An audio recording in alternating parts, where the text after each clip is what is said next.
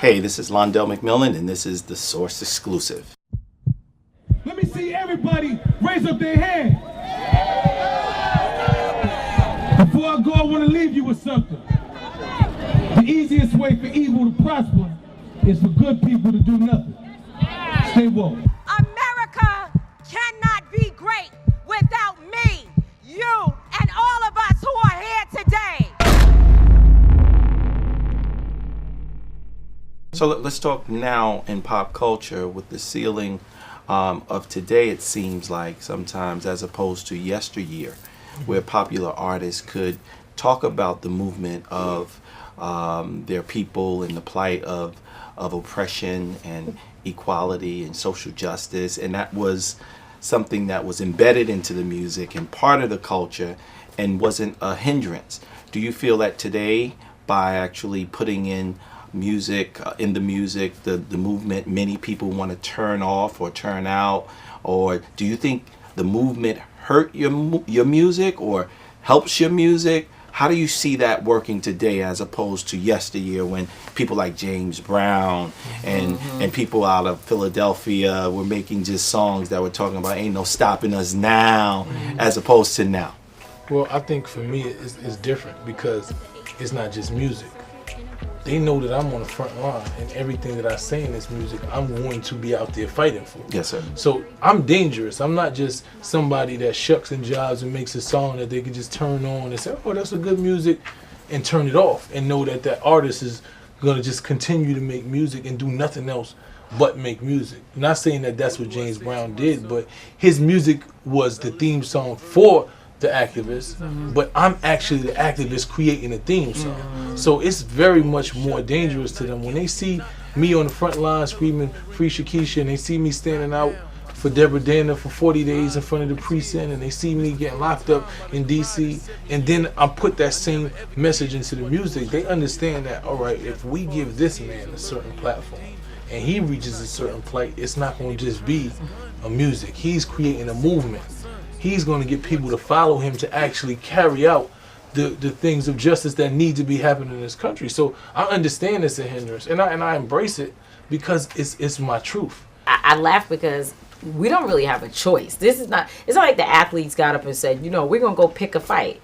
It ain't, you could say in a way that Colin Kaepernick decided that he was going to preempt this struggle and be like, I'm gonna get out there and I'm gonna take a knee to bring attention to something. But that was still a response to the movement. The movement was happening, and he responded to it and played his role in it. I feel like with the current president that we have, with all these different, state legislatures, the way in which they're set up and the types of people who are operating in them, we don't have a choice but to have a movement, because our backs are up against the wall everywhere you turn. If you turn your Instagram on and just scroll up and down all day and night, it's some black person being knocked upside the head by a police officer or even a vigilante. Like the level of racism that we see happening across this country is, I don't know if it's at an all-time high, but to the point that was made earlier, it's at an all-time viewership. Like, we're seeing it, the visibility, right, is at a level that it hasn't been before. So I think people are being motivated to stand up and speak up, because your manhood and your womanhood is constantly being challenged. Like, what are you going to do when they tell you better not come out here on this field and take a stand, so to speak, on behalf of people who have lost their lives to police brutality? We're going to tell you that you need to stay back in the slave quarters. Like, you really got to think about that. As when we're talking about the NFL players, that's what they're up against right now. Being told, if you try to bring to the attention of the American public this issue that doesn't matter to us, we're going to punish you for it. And if you want to feel for your people, do it back inside there, because we don't want to see it. Like, this is the messaging. And I feel like it forces us to stand up. It forces your back up against the wall, because it's a lot of people out here that don't want to be exposed in this movement. In fact, hint, hint, we don't always want to do it. Right. You know what I'm saying? There's moments when I don't feel like marching 7 miles in the hot sun with Shakisha Clemens because the police have sexually assaulted her in the dang on Waffle House, because that's what happened. This young woman being dragged around and derobed, her body exposed in the Waffle House over some plasticware. Like, these are the types of issues that we're up against. We don't feel like, she doesn't feel like marching. She's just trying to go to a party, enjoy her life, go home and work and take care of her daughter. But we're being forced into these movements. So what do you say to those people who just don't want to have to deal with all of that? Yeah, how do you motivate them? And guess what? That's my point. I'm sure that Trayvon Martin's mother, that Eric Garner's mother, the list goes on. We could go on. Sandra Bland's family, Rakia Boyd's family. They didn't want to be in the movement either. But the movement chose them because they became a part of the club of mothers who've lost their children or people who have been abused. And then you find yourself in it. The question is, when do we get to the point that we decide, before it chooses me, before I become a victim of it, how can I be a part of the struggle to stop it from happening? I don't want to join the club from one side, so let me join the club of those who are fighting against the oppression of our people. And I think more people are waking up. You can see it based upon, what's happening with the response on social media. You can see it just in the people who show up to rallies that I used to see on street corners that weren't involved at all. Now they're like, yo, man, what time that, is that rally? I'm going to come through, because people are feeling like they have no choice. Right. Yeah. So, again, the question becomes why? Why do this work? Yeah. Why do this work? You got to be cut from a certain type of cloth, though. You have to be cut from a certain type of cloth. For me, I do this work because I have a 19-year-old son who already lost one of his parents to the streets. So I feel like I'm responsible for not just taking care of him in his own little bubble. I have to worry about the fact that even if I give him everything, he could be driving the Benz that I buy him and be pulled over and lose his life. So I have a responsibility to fight for these issues, but I'm also a person that the cloth I'm cut from, it matters to me what my entire community is dealing with, going through. Why? Why for you? Why do this work? I don't even know. It's not. It's a calling. I didn't, because I never planned on this. It wasn't something that I said, like, I knew when I was playing basketball, I was like, yo, I'm going to the NBA, and this is what I'm doing. I love playing basketball. When I started rapping, I was like, yo, I'm actually good at rap. Let me rap. Yeah, I feel good at this. And then one day, my soul wasn't right with what was going on. My soul was just looking like this. We ain't supposed to be living like this. For me, you hit the word, and I know you both, and so I just want to throw that word out there because, sometimes it's very simple and passive, but you said it when you was talking about basketball, and I know you both to know, it's just love. Mm-hmm. When you love yourself and your people and your community, sometimes you just do it for the love of what's right, what's real. That's right. Gotta love black people to fight for them more every day. Because they ain't gonna fight for you some days, right? They're gonna tell fight you for fighting for them. Yes. And speaking of love, it's a thin line between what? Love and hate. Let's talk about that hate, man. Ooh, man. Wow, Tamika, you done had your fair I share do. of love, Listen. and you done recently had some hate. A lot of hate recently. Let's give me some, like a Tamika one-on-one in dealing with hate. Oh, man. Well, first of all, this is why I say I don't talk down against the folk that go to church. Not that any of us are. I'm just saying I big it up because I've needed it. And most recently with, some of the most recent controversies that I found myself in, and one in particular, it was really, really painful. One, the pain wasn't even in what I was going through. The pain was in watching people who were supposed to be close to me hide. Knowing that if they got involved, if they spoke up for me, if they said something, even anything, it could help in some way. Right. And people ran, and so you find that out when you don't know who your friends are until you need them. That's when you find out, who's really there for you. And so I had to really draw down on my faith. I had to say to myself that there are these promises that I believe in. My faith tells me that he or she will show up in the midst of all of our trials and tribulations. And it has happened so many times. I had to tell myself when I was at my lowest moment, this is not your lowest moment. like you think it is. But remember when you got a call that your son's father was murdered and you knew you had to raise this kid by yourself. Remember some of the other very serious issues, the days when you didn't have food and didn't know how you were going to take care of your kid. Like, you've been through some things before, and God has always provided. And so in my darkest moments, my one-on-one would be, whatever it is that you believe in, whatever that higher power is, you actually have to work that relationship. You got to work that relationship. You got to give it so it can give you. You got to make sure that you have that connection to whatever it is that strengthens you, because when you're in this work and just in anything in your life, you will come up against moments. I mean, imagine in my situation, I was on the cover of Glamour magazine. I was Time 100's most influential people. I was Fortune's 50 most powerful people in the world. Like, I had the Essence magazine, the cover of Essence. All these great things happened for us, particularly out of the Women's March, which we know the Women's March was not the beginning of Tamika Mallory. I had been out here doing a lot of great work and received many accolades before that. But, a lot of people recognize you for whatever reason when you do something, specifically with white folks, but that's another. Yeah, but I think you gave authenticity to that march. Something, that's right. Mm-hmm. So I had all these great things happening for me. Everybody telling me, I'm so proud, love you so much, you need me, I'm here, this and that. And then the first time that people decided that they were going to tell me where to go, what to do, how to do whatever, they decided what boxes they created for me and what the litmus test would be for my life. Then I felt the wrath come at me. Who you could talk to, who I could talk to, where I could be, who I could take a picture with, what I could say about them. I had to go through that. They weren't doing that beforehand. No, and none of this was new. None of this was new. But also, forget about whether or not they were doing it beforehand to me. They don't do it to anybody else but black people. We are the ones that deal with folks telling us to denounce people in our communities. Don't speak they tell you who your leaders can be, who you can talk to. We don't. Do you walk around telling people in their communities who they should talk to and who they should work with? Oh, absolutely not. Come on, that's not even a thing for other people, but it is for us.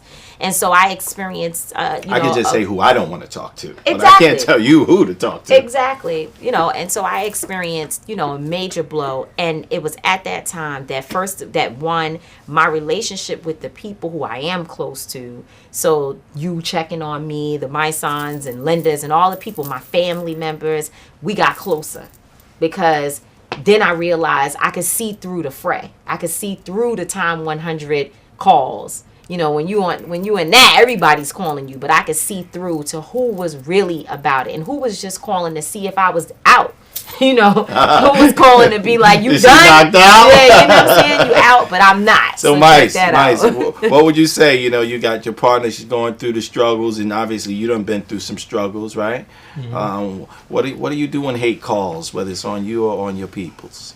Man, when it comes for me, I think my skin is so hard at this point. I've been through so much.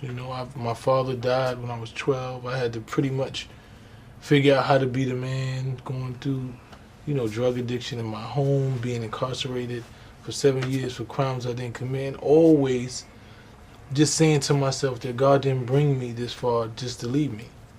Like, he wouldn't, all of these things, this strength that he gives me is not for nothing. Mm-hmm. Right. And really believing and having so much faith in me and in him that I know that I'm not supposed to lose. And that's what I tell everybody. When Tamika was calling me and she was crying, I'm like, man, if you don't get off this phone crying, because this ain't nothing.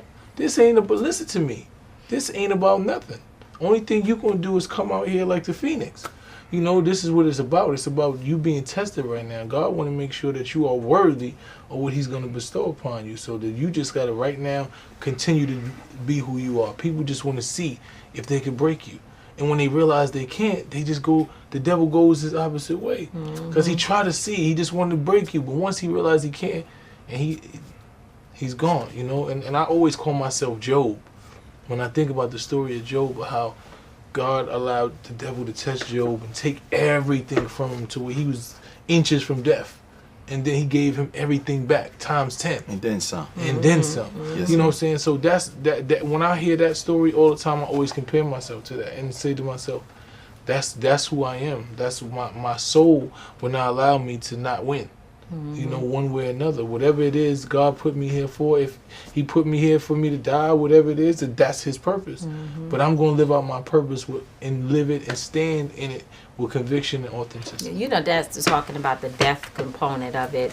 I always tell people that, like, you know, for us, dying for this, what we do every day, is a small thing.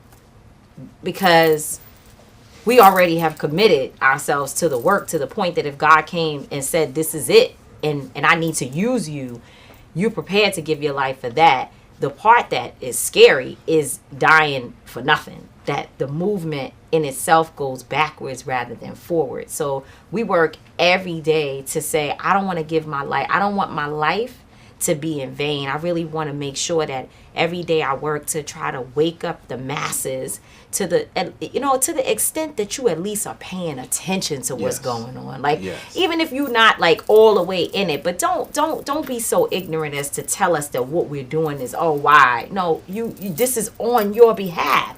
You benefit from the struggle, and that's the work. The work is like, it's not about whether or not we die. It's about how we gonna live together, you know, and live in a way where our children are able to see the fruits of our labor. Well, speaking about children, seeing the fruits of our labor, dying, living, winning. You know, the young people today are picking up on this, I think, recent culture of activism and movement work.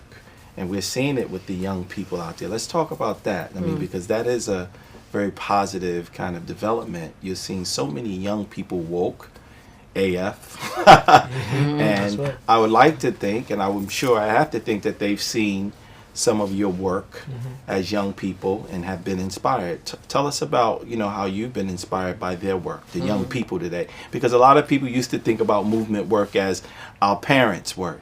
But now you're seeing it with people who are like 15 and 16 years old and younger, protesting and walking out of schools. Tell us a little bit about that. These young powerful, people. Man. Yeah, this is what's up.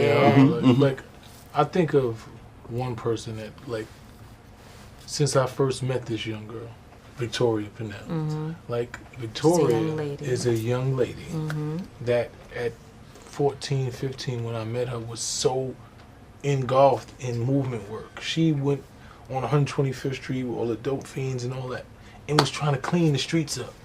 Was fighting, saying, why isn't the city out here cleaning these streets up, protecting these people from this corner? Our community shouldn't be like this. Was something that she was fighting for. She had her own movement, and continue to see, and she motivated me. And I used to tell her all the time, like, yo, you are my hero, you know. And a lot of these young kids are, and they're moving because they see the need to, you know. And some of them we are inspiring, but a lot of them are inspiring us. Yes, you know, a lot of them are inspiring us. They see the time that we are in now. If you look at throughout history, it was always young people leading. You know, Fred Hampton, these were young individuals. So when you sit there, it's the time that we are in now is calling for the youth to lead. Dr. King, I mean, people don't realize how young he was. I think when he died. But when he started, he kind of had maybe an older look, but he was He young, was right? young. No, I think a lot of it has to do with how you know, depiction. Like when you see it on TV, he looks much older. But when you really see like photos that his family has, he was a young man. A lot of people, I mean, 20s. We were young. Londell, how young? I don't know how young I was when I first met you, with Prophet, and all of us. We were young kids out there, really, you know, had our own little, we had a little, like a little garden across the street from where our parents would meet. And we met in the garden, had a little stage, and we were already out there. The young people, that's like the breath of the movement. And I'm really inspired by these young kids who have decided that this gun violence issue, like the adults haven't gotten it straight. And I can't be up in school and homie coming up in here killing us every day. Like, that's not going to really work out. So since y'all can't get it together, we're going to have to help you. And these young people are out here, they're active. young people who work with Erica Ford and Pastor McBride out in California. You know, the list goes on of all the anti-violence organizations out here Right. that have these young kids in them that are really the breath. They're the ones that are the credible messengers. You got to put them on the street Right. to figure out who, not who got the gun as in snitching, but who got it as in what kind of services do they need? Do their parents have food? Do the kids have shoes? You know, what do they need? It's our kids that are out here leading, and I'm proud of them.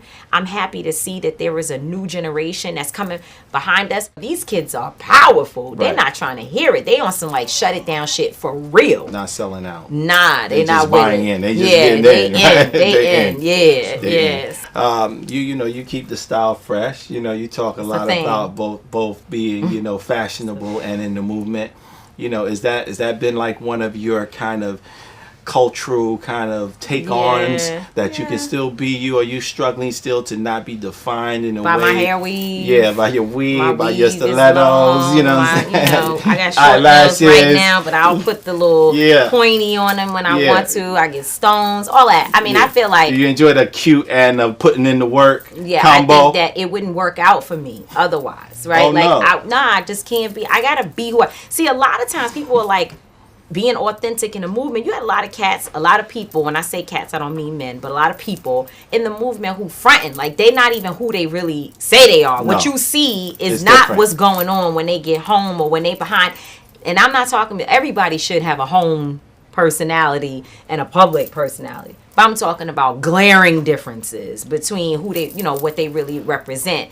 And I ain't really for that. I want people to know me for who I really am. That's one side of it. The other side is it's like, I like to be cute, and I also think that it's like therapy for me, that I have been able to keep up with the fashion. Like that's how I kind of zoom out of this thing. Like what they doing, you know.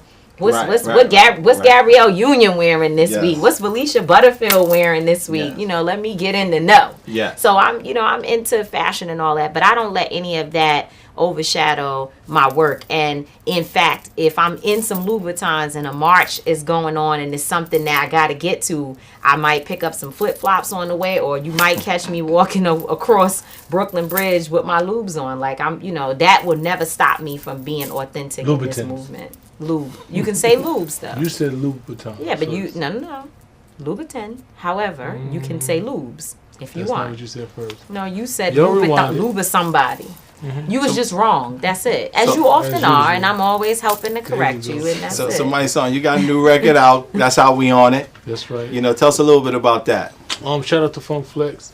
It's a record that I sent to him, and he just fell in love with it and just played it. Told me like, I love this record. It's so New York.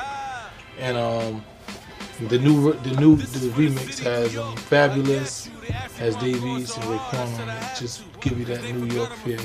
So it's been getting a lot of love. The mixtape is out now. Gangsta But Woke. I love that. I love that album title. Go ahead. Was it Gangsta Woke Gangsta as? But Woke as it pretty much, just Yeah. defines who I am. Like I'm still, the definition of gangster to me is just being authentic. So and tell us, being what New is York. Gangsta but Woke as fuck mean? Gangsta But Woke as fuck means that you still gangster. You still have the principles and the morals and all of those things that the gangster, because that's what gangster is for me. It ain't you just being a criminal and all of that. No, gangster for me is the principles that come along.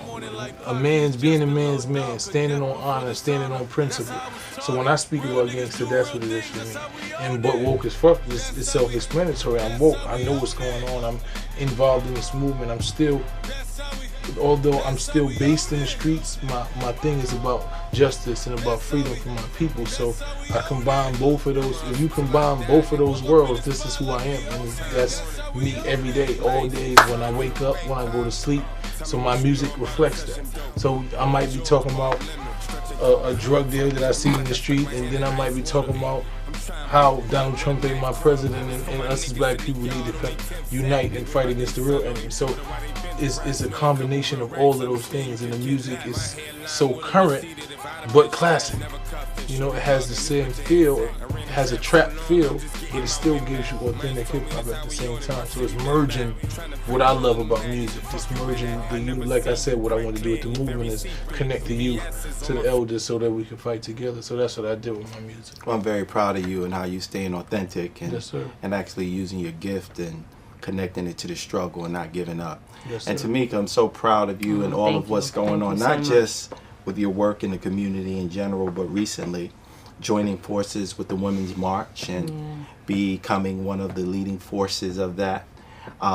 Because this year and the year prior, it seems that women have asserted themselves in their true leadership role that's publicly. right. That's right. And we all know that they've always been the leaders of our organizations, but to publicly now have received the recognition. I mean, Yeah. how does that make you and your other colleagues in the struggle feel to have just been a part of that? I could sit here and say all of these wonderful things about how, yes, we're walking into our power. The shit is tough. It's hard. It's rough. You Still know, it's hard. raw. It's hard because you know, you're a target. A lot of people don't think we deserve it. A lot of people don't think that, you know, that we're worthy. They feel like if a man ain't involved, then you can't really be doing it right. You Wow. know, it's like I've had people say, why you have to call it the Women's March? Why can't you call it the People's March? Why can't we call it the Women's March? Why you just can't support our thing? Because ultimately we're bringing our brothers along anyway. We carry the entire world on our backs. Without women, it doesn't happen. So if we rise and if we're whole and we feel safe and secure, then the entire movement is strong. The entire community is strong. And Don't so forget the bellies and the backs. the bellies and right, we carry it all over. Yeah. And you know, and I feel like for us there's been tension there. But the other part about it is trying to be in a movement that's multicultural, multiracial, because everybody is dealing with their own issues. Brown people and black people generally get each other. You know, we pretty much get in and we're like, okay, you struggling, I'm struggling, we're going to try to figure it out. But when you start talking about women of all races working specifically with white women, it gets to be very, very difficult. That's tough work. It's very tough Because work. we know the And women's lib movement was actually The challenged. feminist- the feminism has- movement, particularly exactly. with black women, the issues aren't always exactly the same. Yeah, that's right. So that's tough and work. our So men don't get left behind when black and brown people are doing the work. Together. We can't leave our men behind. And you know, with the feminist movement, sometimes it has been about, you know, the men are the problem, and that's not the way we see it. So what we're doing is redefining what this thing looks like. If we're going to be a part of feminism, if we're going to carry that, it has to be redefined, and we're in the process of doing that, and it is hard work. Nonetheless, I think we've done a good job of ensuring that this platform that we built has properly represented, at least on the national level and the international level. You've had to deal with Sandra Bland at the same time that you may be talking about, you know, health care for all, Right. and being the right to choose. You know, you can't just talk about reproductive rights and the right to have an abortion without talking about reproductive justice and the fact that gun violence is stopping us from being able to have children because we are afraid. Right. You know, we're going to talk about all those issues at once. And I'm proud to be with a group of people that have built that type of platform, and we're just going to keep on doing it, you know. well, very, very pleased that that next step in that platform has And thank actually you for led. acknowledging us multiple times, you know, not just during the Women's March, but even before that. We always have found a place, not just in the source, but wherever Londell has been in life, we've always found you to be a friend. And I dial in my credit card. You do that. I dial in my You credit do that. card. You do that. So You I haven't want to done thank it you in all. the last Yeah. couple 6 months. Yeah, we need. Yeah, we need to hit that up again. Duly noted. Duly noted. So I want to again thank y'all both for coming up Thank to the you. Thanks source for of having this me, exclusive King. I interview. appreciate you. Ladies and gentlemen, let's give it up for my son General and our leader, Tamika Mallory.